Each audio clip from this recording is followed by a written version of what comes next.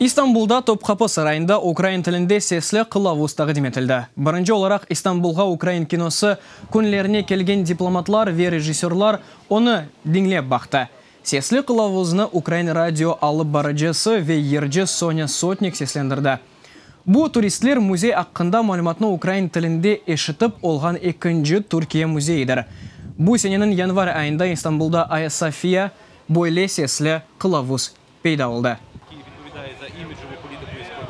Вперше в Стамбулі і дуже приємно була здивована. Истанбулда бірінші сефер ве мұнда туған тілімде сеслі қылавуз бар олғанындан пек қуандым ве айретте қалдым. Бұ ажиып шерінің тарихыны ешітмектен мемнун олдым. Әмді пек таныш сесенен ешіттім Украинада мешур бір адамның сесі. Мен оны радиодан dinlейм.